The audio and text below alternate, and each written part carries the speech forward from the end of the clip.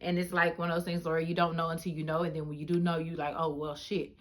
Like somebody else needs to know. It's going to be TMI in some places, but you're grown. You handle it, okay?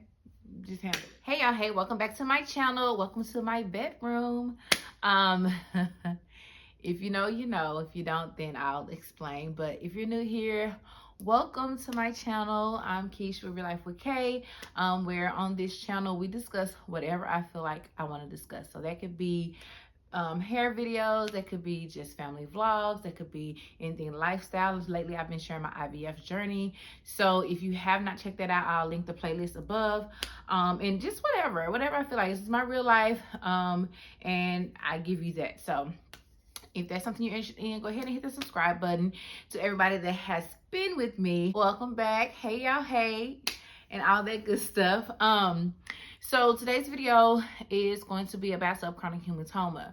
And I'm going to basically tell you about how I found out I had subchorionic hematoma or subchorionic hemorrhage, and how I'm dealing with it, and what I've learned thus far. But I will put this disclaimer out there: I am not a medical professional. Nothing that I'm telling you is medical advice.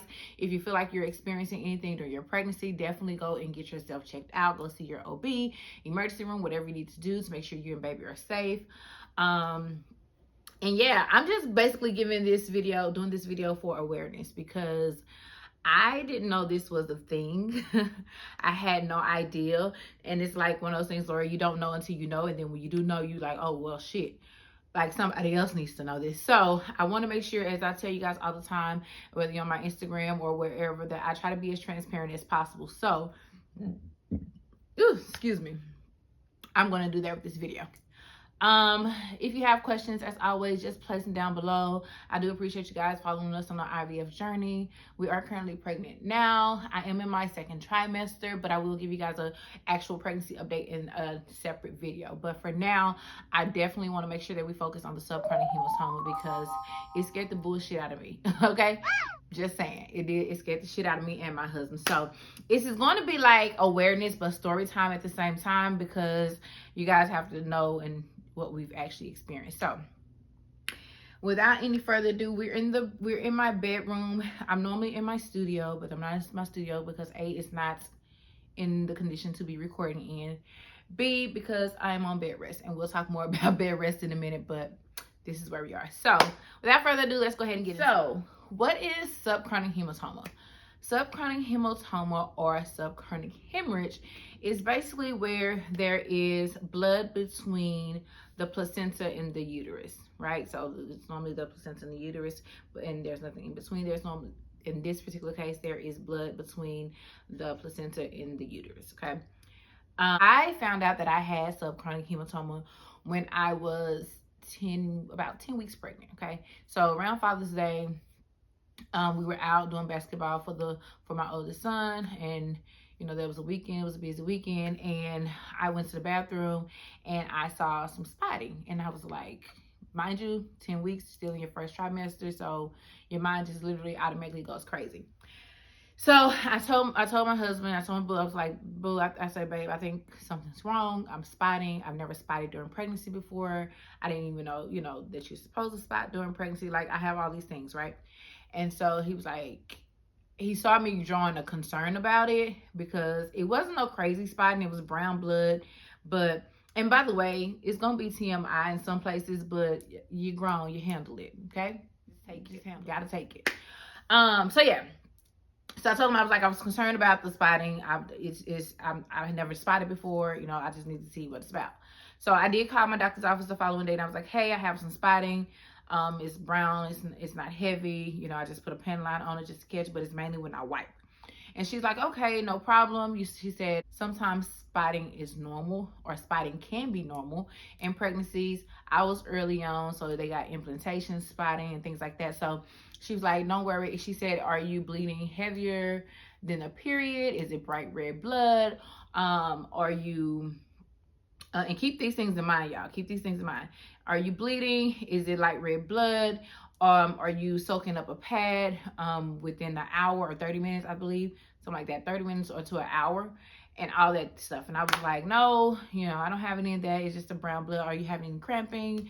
Nothing, no crazy cramps, just little mild swings here and there, whatever. She said, okay, no worries. You have an appointment coming up. We'll check you in your appointment. Cool. Well, before my appointment came, I saw a little bit more blood. You know, it was still spotting, but it was a little more, and I was drawing more concern. So I went to the ER. Went to the ER and let them know, hey, I'm spotting. I'm 10 weeks pregnant. And I'm a little concerned because I don't know what's going on. Never spotted during pregnancy, whatever. I gave them everything that was going on. I don't have any cramping. I'm not soaking up a pad. I'm just spotting. I see the brown blood when I wipe. So they said they took me in. First thing they did is order a sonogram. Very first thing they did. And that night I ended up going by myself because, crazy enough, my husband had a big project he was working on, so he couldn't break away. And he did not want me to go without him, but I was like, boo, it'll be fine. I'm just going to go get checked out, see what they say. I'll keep you posted, whatever. Whenever you get done, if I'm still there, you can just come up there with me. Which, you know, he was going to do that anyway, but, you know, just trying to reassure him, it's okay, I'm fine. I got to get checked in, all that stuff. I'll keep you posted. So, plus we didn't know what the protocols were, because y'all know during the vid, they're not letting extra people back in certain rooms in certain areas of the hospital. So, you know, I had to make sure I had that ironed out as well. So, went in, they ordered a sonogram for me. They also ordered, what they ordered? They ordered a sonogram, blood work, you know, the works, right? And first thing I did was, when I got a sonogram, my nerves was shot, y'all. Like, I'm like, okay, what's going on? I need to see. And this little girl was in there doing just fine. Like, she was in there, she was doing just fine. She was moving around. The lady was like, I need you to hold your breath because you're moving, baby's moving. I can't catch her heartbeat because she's really moving. And I had to tell the lady, I'm sorry, because I had a Snicker and a Sprite before we came in here. So, you know, she wired right now. And so she checked it. She's like, okay, baby's good. The heart rate is good. You know, everything is fine. I said, okay, cool. So now we just need to figure out what's wrong with her mama. And the doctor came back and he was like, looks like, I can't remember if he said subchorionic hemorrhage. I know what he did say was bleeding happens in pregnancies. It's not always abnormal. He said it's not common, but it's not abnormal either. He said that and then he gave me an example. His mom bled throughout her entire pregnancy with all three of her kids, and blah, blah, blah, blah, blah. So I was like, okay, you know, he said, oh, your blood work came back good. You know, at that time, when you go through IVF, you are focused on all the numbers that you've been focusing on the whole time. So my HCG, is it HCG? The HCG, HSG, you know, the H's. Those numbers, the pregnancy hormones, I was checking. I wanted to see, make sure those were high. That was my concern because, you know, if they're high and then they all of a sudden dip, then we got a problem. But he was like, all your blood work came back good. You don't have anything wrong with your arm, blah, blah, blah. And he was like, you look fine. He said, do you want to do a cervical exam? I was like, yeah, this is what I'm here for. Like, check me out, see what's wrong. Cervical exam came back good. He swabbed and he was like, oh, it just looked like old blood that needs to pass through, is what he told me. Okay, I'll take that. But I'm going to go to my doctor anyway. I have my doctor's appointment set. So, fast forward, I ended up going to my doctor's appointment. Did my doctor's appointment. We checked on the ground. Baby was moving just fine, like she always do. Heart rate was good. She was growing. She was doing good. But when I sat down and actually talked to my doctor, which I really appreciate my doctor, he sat down and he told me, he said, hey, excuse me, you have on your sonogram shows a little bit of blood between your around your placenta. Excuse me, a little bit of blood around your placenta. He said it's called, he gave me the name, it's called subchorionic hemorrhage or subchorionic hematoma. He said, but it's very, very, very rarely does it cause miscarriage. He said, and you're at the end of your first trimester, so you should be fine. But what we're going to do is we're going to watch it, and we're going to make sure, because sometimes what it does, it dissolves itself. And I was like, okay, cool, we're going to watch it, come back in 2 weeks, whatever. All right. So, going along, finally stopped bleeding. No spotting, nothing. Just regular old happy pregnancy, right? And when I was 12 weeks, getting ready to go into my 13th week, we had an issue, right? I was in the bed one night and I woke up. I felt like I had to pee. Like I felt kind of wet between my legs. And I was like, dang, I don't, you know how you had them dreams? Maybe don't act like y'all don't, because everybody has it. But you have one of them dreams where you feel like you sleeping so good and you got to use the bathroom, and in your dream you feel like you going to a toilet. Like I felt like I was going to the toilet, and then I had to wake myself up. So I was like, okay, wait. And I got up, and so I started going to the bathroom, but I felt, you know, stuff coming down my leg. And I was like, I know I'm not peeing. Hold on. Because y'all know, when you're pregnant, if you don't know, your bladder, you tends to pee more often than not. And, you know, you leak a little bit, whatever. And I was like, wait. I know I be having to pee, but I can hold my pee. And so I was on my way to the bathroom, and when I looked down, I saw bright red blood. Okay. And I was like, all right, okay. It's cool. Let's sit here. And I'm trying to gather myself because my husband was asleep. We had just had the longest day ever, one of the longest days ever. Because unfortunately we had just lost that same day, earlier that day, my father-in-law passed. So we was dealing with that. And then now this night, I'm dealing with bright red blood coming down my leg. So I'm bleeding. And I was like, okay. So I went to the bathroom. I sat down on the toilet, and I wasn't even on the toilet for a minute. And blood was coming out, and then I felt something abnormal, of an abnormal size, fall out of my vagina. And I lost it. Mind you, once that fell, I was still bleeding, like heavy bleeding. And I was like, I immediately panicked because I, in that moment, thought my baby fell out. I thought I had lost my baby. And so I was trying to gather myself because I had to wake my husband up out of his sleep to tell him, like, I think we just had a miscarriage in the same day that we just lost his dad.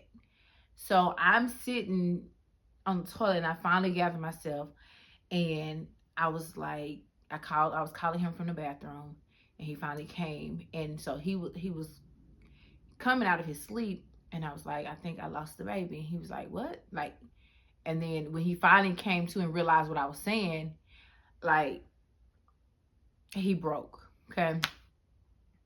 And so I'm trying to be calm and gather myself, and then he's trying to be calm and gather himself. So he walks out the bathroom and kind of trying to gather himself. And why it's crazy because as both of us was like, when he walked out, my mind was saying, okay, calm down so we can be, you know, in our right mind when we talk to each other. And he's stepping down so he can calm down so he can come back and talk to me. So we was both trying to make sure each other was like in our right minds, or sane, or not frantic, not panicking. So I was like, okay.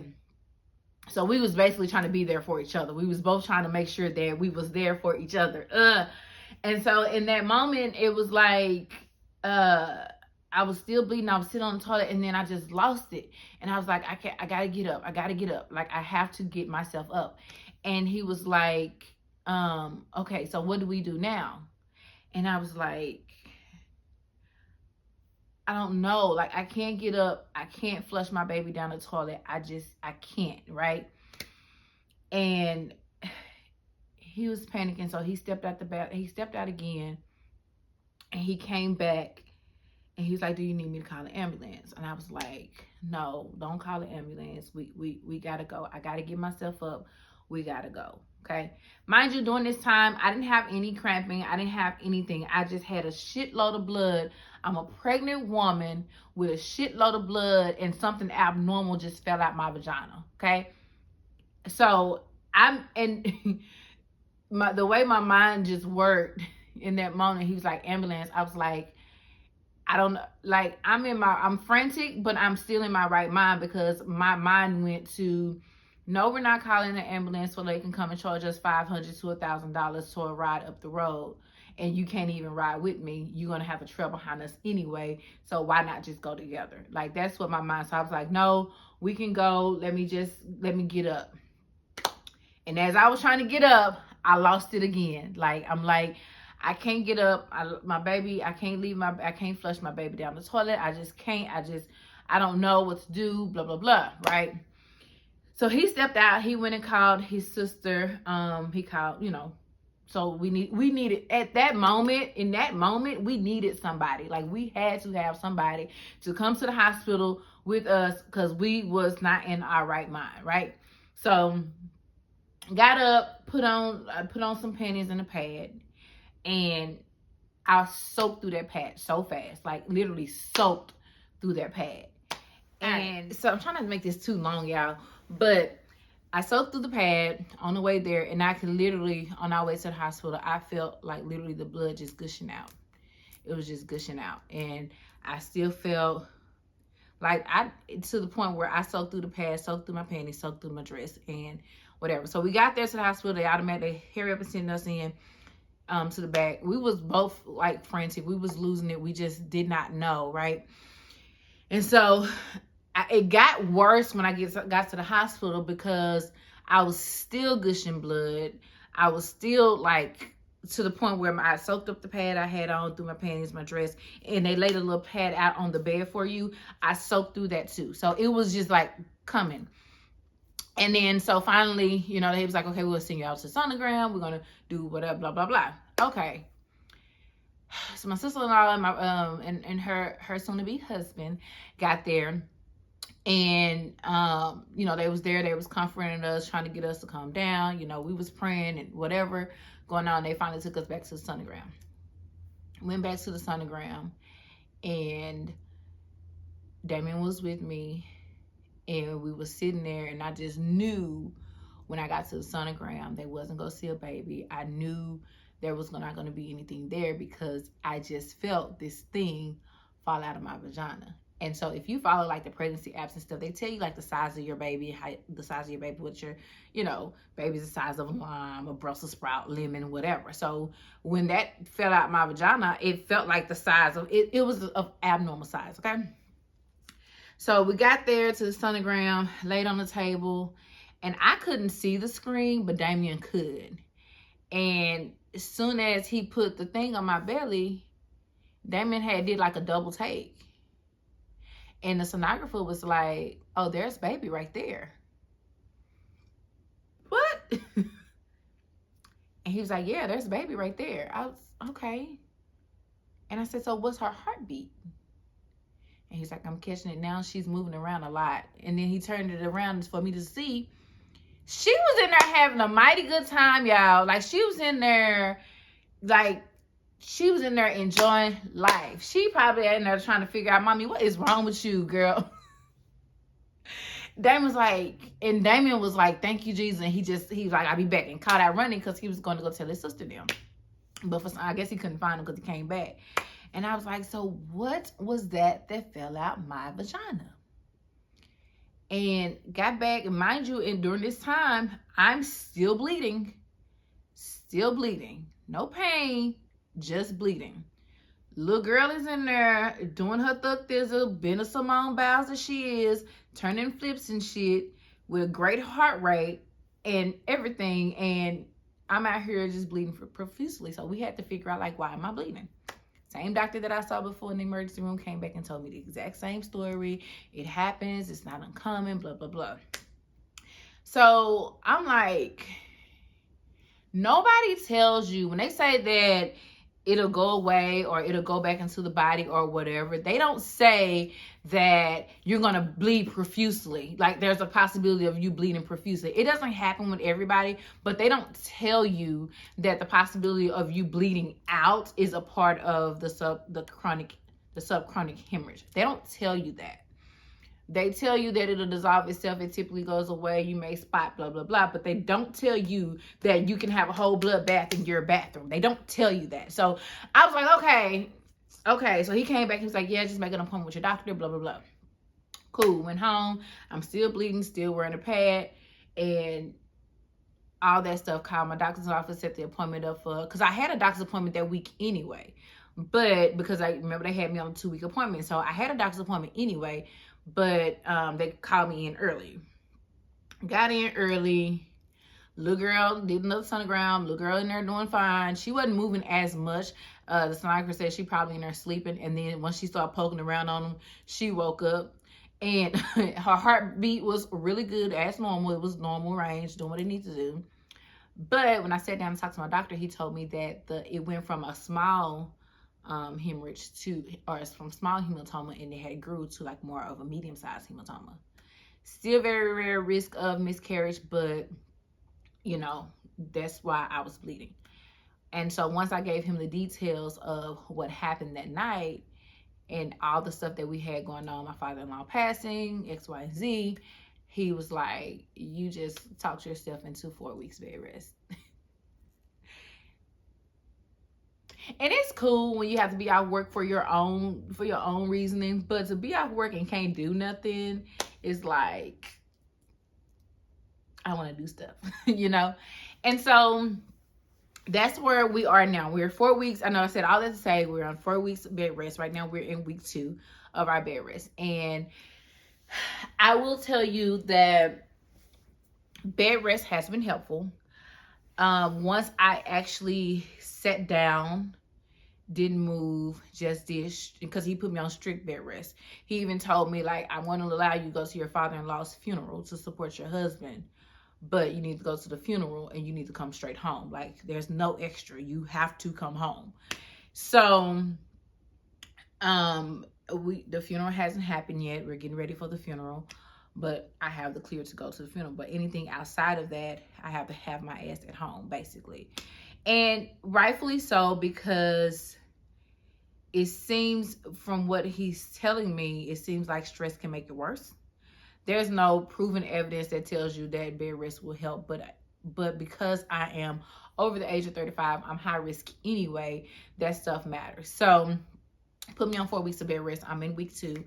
I will say for me that bed rest has been helpful, because once I actually sat down on bed rest, stopped moving around, and just sat on bed rest, I didn't experience any bleeding, any spotting, anything, right? But once I started back trying to move around, do little stuff around the house, because I'm a little hard-headed. Y'all gonna see my husband tell y'all that in one of these vlogs. I'm a little bit hard-headed because I'm not used to, I'm somebody's mama's. I'm not used to just sitting around, but I have to, right? So I'm doing better, but I noticed once I start actually moving around a little more, I started noticing that the spotting come back just a little bit. So what I will tell you, because I started to feel a little crazy. I'm gonna insert a picture, and this is not my picture. I saw this picture from a YouTuber that talked about it as well. I'm gonna tag her in this because I do not own this, and it's a little TMI. She shared it. I want to share what she shared because I didn't get a picture of my own stuff. But this is just so you'll know that the blood clot, because it was a blood clot that fell out. I don't know if I told you that, but it was a blood clot that fell out. It's not your normal cycle blood clot. The shit is huge, okay? Huge. So I'm gonna insert the picture of her blood clot that she compared it to her hand so you can see the size of it. And that's basically similar to what fell out of my vagina. So that shit was scary. So after we found out the baby was okay and I just had bleeding, I started feeling like kind of weird. Like I just had this whole episode and I went into a whole panic mode, feeling like, damn, I overreacted. But let me tell you something, okay? My mind quickly changed, because if you've been pregnant before, or even if it's your first pregnancy, you don't expect to bleed like that or expect anything abnormal size to fall out your vagina. Like, that's not shit you expect. And so if anybody's experienced that and y'all felt crazy afterwards, don't feel crazy, because I hear them choke that shit up, because you just don't know. Like, and then when they tell you, are you soaking up a pad, and are you is it bright red blood and X, Y, and Z, in your mind you're seeing all this shit happen, you're automatically thinking of miscarriage. So if you experienced that and you felt like crazy after all that, and when you found out your baby was fine, like, don't feel no type of way, because that shit is scary. It's scary. You have all the signs there. Some people that have the hematoma, some people, they do have cramping. I was fortunate enough to not have cramping. That probably would have took me to a whole nother level of shock. But bed rest has been very helpful for me. Drinking a lot of fluids has been very helpful for me. sitting here and educating myself about it has been very helpful to me. There's different women on YouTube that talk about their subchorionic hematoma. I'm another one because I feel like it's very important to get this out for awareness. But again, if you see something and it feels abnormal, it's not normal, don't just be like, oh, it's subchorionic. No, go get yourself checked out because it could be anything. So right now I'm definitely still dealing with it. I'm on bed rest now. I have an appointment coming up on Tuesday because they're now watching me much closer. We're not doing 2 weeks. We're doing like a week and a half. And they're watching me closely to see if it gets smaller or what's going to happen. And then if it doesn't get smaller, we're going to talk about what next steps are going to be. If I need to be on bed rest longer or what that looks like. So yeah, y'all, it was definitely something that, again, I had never experienced before. I just want to bring awareness to it because that shit is scary as shit. And yeah, like, don't be afraid to ask questions. Don't be afraid if you see something. Don't be afraid to call your doctor's office. Hell, that's what we pay them for. My doctor did advise me if this happens again, because it does happen to women a couple of times within their pregnancy. It does happen. That's another thing that I didn't know. It does happen. So it is possible that it could happen to me again, but I'm assuming that the best bed rest, and I have to ask more questions, but I'm assuming that the bed rest is because of the possibility of it happening again. So don't be afraid to ask questions. But he did tell me not to go to the ER, because honestly, when you go to the ER, they're just gonna check you and make sure the baby is alive, make sure you're alive, and then they're gonna tell you to call your OB. He told me to make sure I call him. If it's during the day, he'll bring me into the office. If it's not, then he'll send me and triage me into the hospital that we're delivering out of. So I would definitely make sure that you contact your OB. I mean, I'm not telling you not to go to the emergency room. By far, am I telling you that? If you need to go, go, go, go. But for me, he just told me just to call him, because now we know what it is, and he can treat me better than somebody that does not know me and me going to a hospital that he doesn't even service. And I went to the hospital that he doesn't service because it's right up the road. And we was in a panic, so we didn't know. So yeah, that's what. Like I said, I'm still dealing with it now. Bed rest has been a struggle for me because I'm used to being able to get up and go, helping my husband run the house, and, you know, all this crazy stuff. And we'll talk about all that stuff in the next video. But if you have any questions about anything I talked about, let me know. I am still learning about this stuff. I am learning as we go. I am still trying to get a grasp on what it all means, and make it all make sense in my mind. But for the most part, it happens. It's not a common thing, but it's not abnormal. So, and it can happen in your friend. I also read somewhere, and I can't remember where, but that it happens with IVF pregnancies. I read that. I want to say I read that twice, because I've been digging and researching. I want to say I read that twice, but it could have been just one time. But I did read that it does happen with IVF pregnancies. So that may be why it's not why it's not common but not abnormal, because it happens. The nurse practitioner at the hospital told me that, you know, sometimes with fertility medication it can cause that. So I don't know. And I don't know if I don't know. So when I get next steps, I have an appointment coming up this week. So whenever I go in, I get my next steps, and I obviously will update you guys and let you guys know what we're looking like, if it got better, if it got worse, what it looks like. But right now, this is where we are. We're taking it easy. We're on bed rest. I go from the bedroom, this bed, to the living room, and then from the living room back. No exercise, no pelvic activity, no nothing. Strict bed rest. So yeah, it's fun. But you know, like I said, it's for the betterment of our baby. She's doing good. I think the biggest part about this is because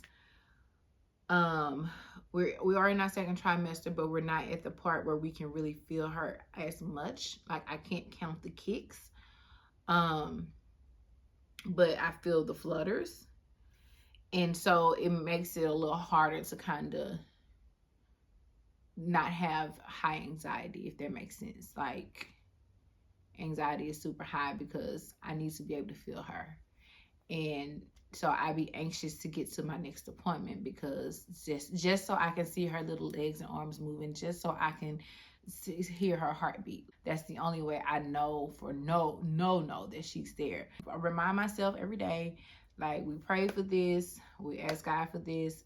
We also, in asking God for this, we ask him for a healthy baby, a healthy pregnancy, a healthy mommy, a healthy delivery. And I am trusting that God, he's provided thus far, and he's going to continue to provide. So that's that. Ooh, excuse me, y'all. So that's that. Like I say, if you guys have any questions, let me know. I'll keep you guys updated and posted on, what's going on. Next steps, if there are any next steps, and all the fun stuff. But that's where we are. Scared the shit out of me. We were so scared. In hindsight, I can kind of laugh at it now, like it's still like shit, but in hindsight, I can kind of laugh at it because now I know, and if it happens again, I'll be more prepared and I won't be as frantic. But I know I have to get my ass to the hospital and call my doctor's office and stuff. But in that moment, y'all, girl, child, that was scary.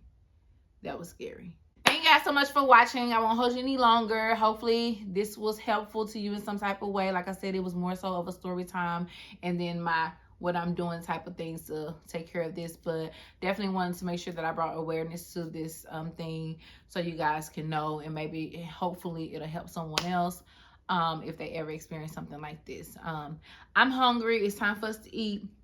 So I'll catch y'all later. Bye. Peace and blessings.